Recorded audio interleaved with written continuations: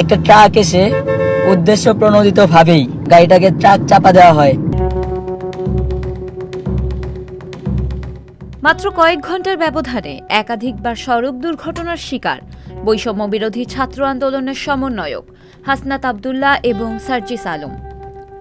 একে পূর্ব পরিকল্পিত হত্যা চেষ্টা বলে আশঙ্কা করা হচ্ছে।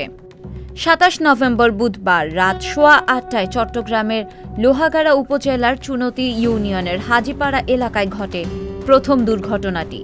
ইসকন হামলার শিকার হয়ে নিহত শহীদ অ্যাডভোকেট সাইফুল ইসলাম আলিফের কবর জিয়ারত করে ঢাকায় ফেরার পথে তাদের উপরেই হামলা করা হয়।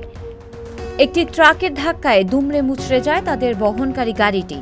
মুহূর্তের মধ্যেই ছড়িয়ে পড়ে হামলার খবর এবং গাড়ি ভাঙার কিছু ছবি।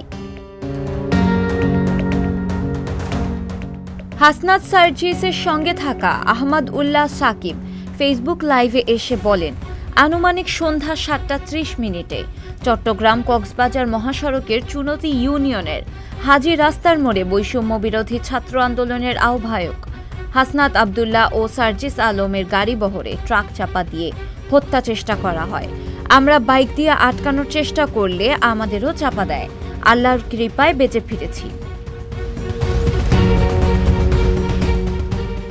এর ঘটনার ছবি ছড়িয়ে পড়লে রাতেই এর নিন্দা জানিয়ে ও প্রশাসনের সচেতনতা দাবি করে বিক্ষোভ মিছিল করে ঢাকা বিশ্ববিদ্যালয় এবং জাহাঙ্গীরনগর বিশ্ববিদ্যালয় বৈষম্য বিরোধী ছাত্র আন্দোলন কমিটি। ইতিমধ্যে সেই ট্রাক চালককে আটক করেছে পুলিশ এবং হামলার শিকার গাড়িতে হাসনাত সার্জিস ছিলেন না বিধায় তারা সুস্থ আছেন বলে জানিয়েছে পুলিশ। এই ঘটনা নিয়ে তুমুল আলোচনা দেশ জুড়ে, আর এরই মাঝে আবার দুর্ঘটনার শিকার হাসনাত আব্দুল্লাহ।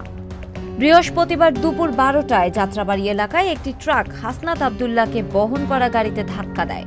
গাড়ির ক্ষতি হলেও তিনি এখনো সুস্থ আছেন। শারীরিকভাবে কোনো ক্ষতি না হলেও একই ঘটনা বারবার হওয়ায় উদ্বেগ প্রকাশ করছে বৈষম্য বিরোধী ছাত্র আন্দোলন এবং দেশবাসী।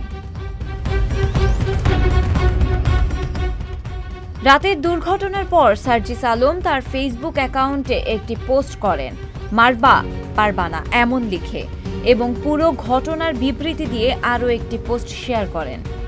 সেখানে সেই পোস্টের কমেন্ট বক্সে দেখা যায় উদ্বেগ প্রকাশ করছেন কেউ কেউ, আবার অনেকে নেতিবাচক কমেন্ট করেছেন।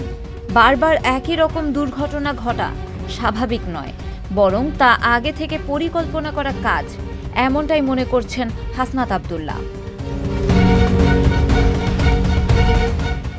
শিলা ইসলাম, সংবাদ প্রকাশ।